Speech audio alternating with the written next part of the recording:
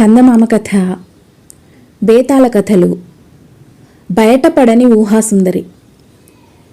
విసుగు చెందని విక్రమార్కుడు మళ్ళీ చెట్టు వద్దకు తిరిగి వెళ్ళి చెట్టు మీద నుంచి శవాన్ని దింపి భుజాన వేసుకొని మౌనంగా శ్మశానానికేసి నడవసాగాడు. అప్పుడు శవంలోని బేతాళుడు, రాజా, నీవు ఈ అర్ధరాత్రి వేళ పడుతున్న శ్రమ చూస్తే నాకు ఇంద్రసేనుడి ప్రణయ కథ జ్ఞాపకం వస్తున్నది. అతను ఎంతో దీక్షతో తాను ప్రేమించిన కన్య కోసం వెతికి కూడా ఆమెను తెలుసుకోలేకపోయాడు. అతని కథ చెబుతాను విను అంటూ ఈ విధంగా చెప్పసాగాడు. పూర్వం ఇంద్రసేనుడనే క్షత్రియ యువకుడు ఉండేవాడు. అతను చిన్నతనంలోనే సమస్త విద్యలు అభ్యసించి చాలా తెలివిగలవాడనిపించుకుని పెళ్లి గురించి ఆలోచించసాగాడు. సామాన్యంగా స్త్రీలు అల్పబుద్ధి గలవారై ఉంటారని, వారికి చీరలపైన నగలపైన ఉండే ఆసక్తి ఇతర విషయాల మీద ఉండదని, వారు గంభీరమైన విషయాలను గురించి ఆలోచించనే లేరని అతని నమ్మకం. అలాంటి స్త్రీని పెళ్లాడటం అతనికి ఎంత మాత్రమూ ఇష్టం లేదు. చురుకైన బుద్ధి, అసాధారణమైన తెలివితేటలు, నిబ్బరమైన మనస్సు గల కన్యనే అతను పెళ్లాడ నిశ్చయించాడు. అతనికి కావలసిన కన్య ఎక్కడా ఉన్నట్టు కనపడలేదు. ఇంద్రసేనుడికి ఒక రాజుగారి వద్ద కొలువు దొరికింది. అతను వయసుకు చిన్నవాడైనా తెలివితేటలలో పెద్దవాడేనని రాజుగారికి, ఇతర రాజోద్యోగులకు తెలిసిపోయింది. ఈ రాజుగారి వద్ద కొలువు చేసేవారిలో ఒక వృద్ధుడైన సామంతు ఉన్నాడు. ఆయన పేరు చంద్రవర్మ. ఊరి వెలుపల కొండల మధ్య ఆయనకు ఒక పెద్ద భవనం ఉన్నది. అందులో ఆయన బంధుబలగం దాదాపు 100 మంది దాకా ఉన్నారు. వారిలో పెళ్లి కావలసిన కన్యలు ఎంతో మంది ఉన్నారు. ఇంద్రసేనుడు తన బలగంలో ఎవరినైనా పెళ్లాడితేనే బాగుంటుందని చంద్రవర్మ అభిప్రాయపడ్డాడు. ఆయన ఒకనాడు ఇంద్రసేనుడితో, మన రాజుగారు 1 రోజుల పాటు తీర్థయాత్రలు చేయబోతున్నారు. ఆ 1 రోజులు నీవు మా ఇంటికి వచ్చి ఉండాలి అని ఆహ్వానించాడు. ఇంద్రసేనుడు సరేనన్నాడు. రాజుగారు యాత్రకు బయలుదేరిన రోజే ఇంద్రసేనుడు చంద్రవర్మ ఇంటికి వెళ్ళాడు. చంద్రవర్మ ఉండే ఇల్లు రాజభవనానికి ఏమాత్రమూ తీసిపోదు. అయితే ఇక్కడ రాజభవనంలో ఉండే నిర్బంధాలేవీ లేవు. ఎవరు పడితే వారు ఎక్కడికి పడితే అక్కడికి వెళ్ళవచ్చు. ఆ భవనం చుట్టూ రకరకాల పళ్ళ తోటలు, పూల తోటలు ఉన్నాయి. కొద్ది దూరంలో కొండలున్నాయి. ఇక్కడికి వచ్చిన క్షణం నుంచి ఇంద్రసేనుడికి స్వర్గంలోకి వచ్చినట్టుగా ఉన్నది. అతనికి చాలా స్వేచ్ఛ లభించింది. వచ్చిన రోజునే అతను చంద్రవర్మ బంధువులందరినీ పరిచయం చేసుకున్నాడు. వారిలో కన్యలు చాలామంది ఉన్నారు. కొందరు అందగత్తెలు కూడాను. కానీ వారి తెలివితేటలను గురించి ఇంద్రసేనుడు ఏమీ తెలుసుకోలేకపోయాడు. ఈ విషయంలో వారు ఇతర స్త్రీలలాగే ఉన్నట్టు కనపడ్డారు. చంద్రవర్మ ఇంటికి అతిథిగా వచ్చిన మర్నాడే ఇంద్రసేనుడికి కొండల మీదకి ఒంటిగా వెళ్ళాలనిపించింది. ముఖ్యంగా శిఖరాల మీద కూర్చొని 4 వైపులా కలియజూస్తూ నిర్మలమైన గాలి పీల్చటం అతనికి చాలా ఇష్టం. అయితే అతడు ఎక్కిన కొండ మీద సగం వరకే కాలిబాట ఉన్నది. శిఖరానికి ఎక్కాలంటే పొదల సహాయంతో రాళ్ల మీదుగా పాకుతూ వెళ్ళాలి. అది చాలా అపాయకరం. అందుచేతనే ఆ శిఖరం మీదకి ఎవరూ ఎక్కిన జాడలు లేవు. ఎవరూ ఎక్కని ఆ శిఖరాన్ని నాది చేసుకుంటాను, ఇక్కడ ఉన్నంతకాలము రోజు ఇక్కడికి వస్తాను అనుకుని ఇంద్రసేనుడు ఆ శిఖరం పైకి ఎంతో కష్టపడి పాకాడు. శిఖరం మీద సమప్రదేశంగా ఉన్నది. దాని మధ్యలో ఒక చిన్న నీటి మడుగున్నది. అందులో తెల్లని పద్మాలున్నాయి. ఈ గుంట చుట్టూ కూర్చోటానికి వీలైన నున్నని బండశిలలున్నాయి. ఈ దృశ్యం చూసేసరికి ఇంద్రసేనుడు ఆనందపరవశుడయ్యాడు. కానీ అతను ఆ నీటి మడుగు పక్కన ఒక బండ మీద కూర్చోబోయే సమయానికి ఆ బండ మీద వాడి నలిగిపోయిన పూలు కొన్ని కనిపించాయి. వాటిని చూసి ఇంద్రసేనుడు ఆశ్చర్యపోయాడు. ఆ పువ్వులు అక్కడ ఉన్న మొక్కలకు పూసినవి కావు. ఒక స్త్రీ తలలో నుంచి రాలినవి. ఎవరో స్త్రీ ఇక్కడికి ఏకాంతంగా వచ్చి కూర్చుంటున్నది. అలా చేసే స్త్రీ అందరి స్త్రీల వంటిది అయి ఉండదని అతనికి తోచి ఆమె మీద కొంత మంచి అభిప్రాయం ఏర్పడింది. ఆ స్త్రీని గురించి ఇంకా తెలుసుకోవాలని ఇంద్రసేనుడికి కుతూహలం పుట్టుకొచ్చింది. అతడు ఆమె విడిచిపోయిన వస్తువులు ఇంకేమైనా ఉన్నాయేమోనని అక్కడ అంతటా వెతికాడు. ఒక బండరాయి పక్కన ఒక తాటి ఆకు కనిపించింది. దాన్ని తీసి చూసేసరికి దాని మీద ఈ విధంగా రాసి ఉన్నది: స్త్రీకి ఉత్తముడైన భర్త దొరకటం కంటే గొప్ప అదృష్టం లేదు. పురుషులు సాధారణంగా స్వార్థపరులు. అందుకే వారు స్త్రీల బుద్ధిహీనతను సహిస్తారు. నాకు ఎలాంటి భర్త దొరుకుతాడో, నన్ను అర్థం చేసుకోలేని భర్తను చేసుకోవటం కంటే పెళ్లి కాకుండా ఉండిపోవటమే మేలు. ఇలాంటి తాటాకులు ఇంకా 2-3 దొరికాయి.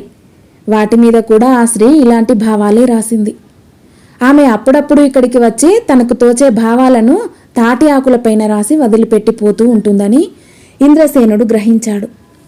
ఆలోచించిన కొద్దీ అతనికి ఈ స్త్రీ తనకు భార్య కాదగినదేనని తోచింది.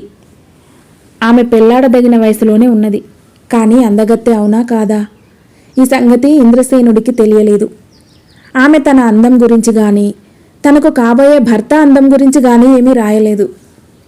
ఎలాగైనా ఈ స్త్రీ ఎవరో తెలుసుకోవాలని తీర్మానించుకుని ఇంద్రసేనుడు కొండ దిగి చంద్రవర్మ ఇంటికి తిరిగి వచ్చాడు. చంద్రవర్మ ఇంట ఉన్న కన్యలలో ఇందుముఖి, వాసంతి, చంద్రకళ, పద్మిని, భారతి మొదలైన వారు చాలామంది ఉన్నారు. వారంతా స్వేచ్ఛగా తిరిగేవారే కనుక ఏ ఒక్కరు ఏ క్షణాన ఎక్కడ ఉన్నది ఆరా తీయటం సాధ్యం కాదు. ఆఖరుకు భోజనాల దగ్గర కూడా అందరూ కలవరు. ఎవరికి వీలు పడినప్పుడు వారు భోజనాలకు వెళ్ళి భోజనం చేస్తారు. ఇంద్రసేనుడు అందరితోనూ మాట్లాడి చూశాడు. ఒక్కరు కూడా గొప్ప తెలివితేటలేమీ ప్రదర్శించలేదు. అందరూ స్త్రీలలాగే అందచందాలను గురించి, అలంకరణలను గురించి, గొప్పగా బతకటం గురించి మాట్లాడారు. అందుచేత సంభాషణ ద్వారా ఇంద్రసేనుడు తనకు కావలసిన ఊహాసుందరిని తెలుసుకోలేకపోయాడు. తన ఊహాసుందరి వీరిలో ఎవరూ కాకపోవచ్చు. ఆమె మామూలు దాసి అయినా ఆమెనే పెళ్లాడాలని అతను నిశ్చయించాడు. ఆమె ఏ సమయంలో శిఖరానికి వెళ్తున్నదో కనిపెట్టి ఆ సమయంలోనే తాను కూడా వెళితే ఆమె దొరికిపోతుందని అతనికి తట్టింది. ఇంద్రసేనుడు 1 వారం పాటు వేర్వేరు సమయాలలో ఆ శిఖరానికి వెళ్ళాడు. ఒకరోజు ఒక రాతి మీద చిన్న తాటి ఆకు పెట్టి ఉన్నది. దానిపైన నన్ను తెలుసుకోవటానికి గాను వెంబడించవద్దు. భగవంతుడు నీకు తెలివితేటలు ఇచ్చాడు గదా, వాటిని ఉపయోగించి నేనెవరో తెలుసుకోండి అని రాసి ఉన్నది. ఇది చూసి ఇంద్రసేనుడు ఆశ్చర్యపోయాడు. తాను చేసే ప్రతి పని ఆమె గమనించుతూనే ఉన్నదని స్పష్టమైంది. అంటే ఆమె అతని పట్ల సుముఖురాలుగానే ఉన్నదన్నమాట. ఆమె ఏమనుకుంటుందోనని అతను ఆమెను తరిమి పట్టుకునే యత్నం మానేసి తన మామూలు అలవాటు చొప్పున సాయంకాలం పూట శిఖరానికి వెళ్ళి అక్కడ మంచి మంచి పూలు పెట్టి రాసాగాడు. మర్నాడు అతను వెళ్ళేసరికి ఆ పూలు అక్కడ ఉండేవి కావు. వాటికి బదులు వేరే పూలుండేవి. ఒకరోజు ఇంద్రసేనుడు శిఖరం మీద ఒక ఉత్తరం రాసి పెట్టాడు. నిన్ను తెలుసుకోవటానికి ఏమాత్రమూ ఆధారం లేకుండా ఉన్నది.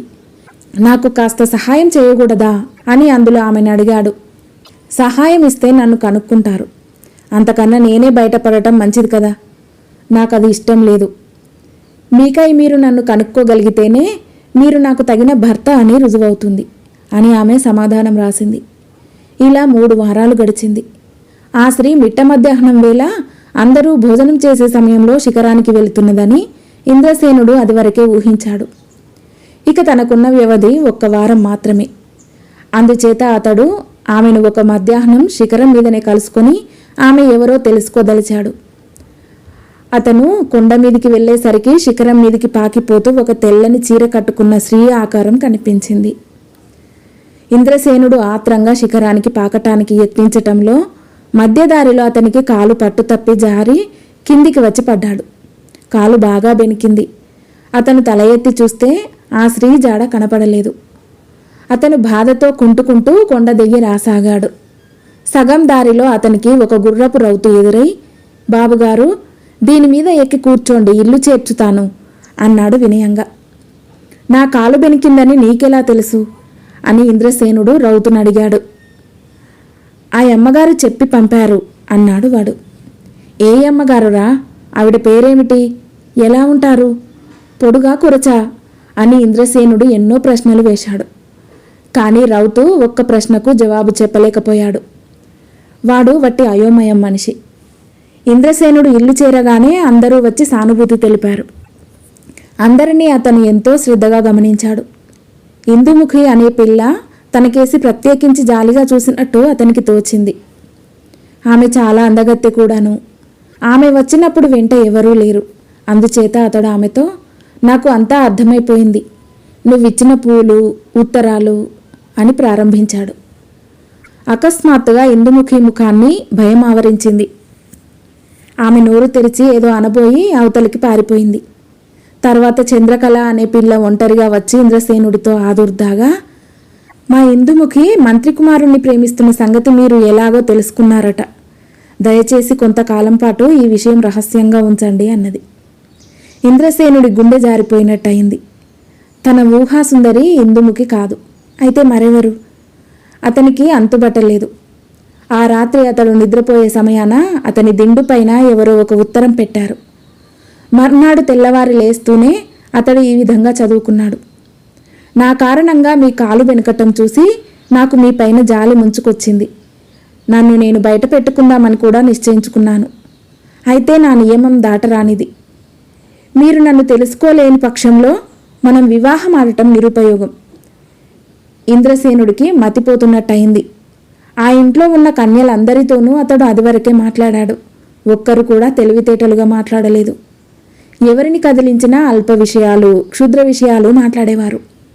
ఒక్కరికి ఘనమైన అభిరుచులు లేవు. వారితో అతడు ఎంతో ఓర్పుగా సంభాషించాడు. ఎవరితో మాట్లాడేటప్పుడైనా చీమతలకాయంత సందు దొరికితే తన ఊహాసుందరిని గుర్తించుదామని ఎంతో శ్రద్ధగా వారందరి చచ్చు సంభాషణలు విన్నాడు. కానీ కాస్తైనా ప్రయోజనం లేకపోయింది. 2-3 రోజులలో అతని కాలు బాగైంది. తర్వాత వారు నగరానికి తిరిగిపోయే సమయం వచ్చింది. అతను బయలుదేరి వెళ్లే రోజున అతనికి మరొక ఉత్తరం వచ్చింది. అందులో ఇలా ఉన్నది: మీరు నన్ను పోల్చుకోనే లేదు. నేను పెట్టిన ఒక్క పరీక్షలోనూ మీరు నెగ్గలేకపోయారు. నేను మీ ఎదుట పడకుండా దాగాననుకోవద్దు. మనం చాలాసార్లు కలుసుకున్నాం, మాట్లాడుకున్నాం.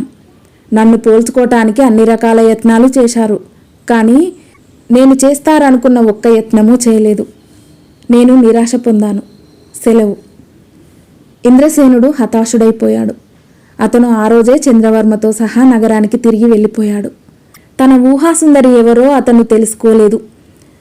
బేతాళుడి కథ చెప్పి, రాజా, నాకొక్క సందేహం.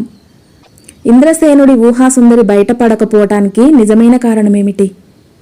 వద్దన్నప్పటికీ అతడు తనను వెంబడించానని ఆగ్రహించిందా? లేక ఆమెకు అతడిపై ఉండదగినంత ప్రేమ లేకపోయిందా? తనను గుర్తించటానికి గాను అతడు ఒక్క ప్రయత్నం చేయలేదని ఆమె ఆక్షేపించిందే. ఆ ఒక్క ప్రయత్నం ఏమిటి? ఈ సందేహాలకు సమాధానాలు తెలిసి కూడా చెప్పకపోయావో నీ తల పగిలిపోతుంది అన్నాడు. నీ మొదటి సందేహాలు సరి అయినవి కావు. తనను వెంబడించినందుకు ఆమె ఆగ్రహించి ఉంటే అతని కాలు బెనికిన సందర్భంలో ఆమె అతన్ని పరామర్శించటానికి వచ్చి ఉండేది కాదు. ఆ విధంగా అతడు ఆమెను గుర్తించేవాడు. ఇంద్రసేనుడు తనకు భర్త కావాలన్న కోరిక ఆమెకు లేకనే పోతే అతను అక్కడ ఉన్న 1 నెల రోజులు ఆమె శిఖరానికి వెళ్ళటం మానేసేది. అప్పుడు ఇంద్రసేనుడికి ఏ బాధ ఉండేది కాదు. ఆమె ఆఖరు ఉత్తరంలో చెప్పినట్టు ఇంద్రసేనుడు ఆమెను గుర్తించటానికి ఒక్క ప్రయత్నం చేయలేదు. ఆ ప్రయత్నం ఏమిటో మనం సులువుగా ఊహించవచ్చు. పురుషులు స్వార్థపరులని, అందుచేతనే వారు స్త్రీల బుద్ధిహీనతను సహిస్తారని ఆమె అనుకున్నది. ఆ సంగతి ఇంద్రసేనుడు ఎరుగును. అతను చంద్రవర్మ ఇంట ఉన్న కన్యలతో మాట్లాడేటప్పుడు వారి బుద్ధి తక్కువ సంభాషణను సహించాడే గాని అసహ్యించుకోలేదు. అతన్ని పరీక్షించటానికి గాను అతని ఊహాసుందరి కూడా ఇతర స్త్రీలలాగే అతనితో మాట్లాడింది. ఇంద్రసేనుడు కూడా స్వార్థపరుడు కావటం చేతనే తనతో మాట్లాడే స్త్రీల బుద్ధిహీనతను సహించాడు. తన ఊహాసుందరికి కోపం వస్తుందేమోనని అతను భయపడ్డాడు. ఇది సర్వసాధారణంగా అందరు పురుషులు చేసే పని. ఈ కారణం వల్లనే అతడు ఊహాసుందరిని కోల్పోయాడు అని విక్రమార్కుడు సమాధానం చెప్పాడు. రాజుకి ఈ విధంగా మౌనభంగం కాగానే బేతాళుడు మాయమై శవంతో సహా మళ్లీ చెట్టెక్కాడు. కథ సమాప్తం.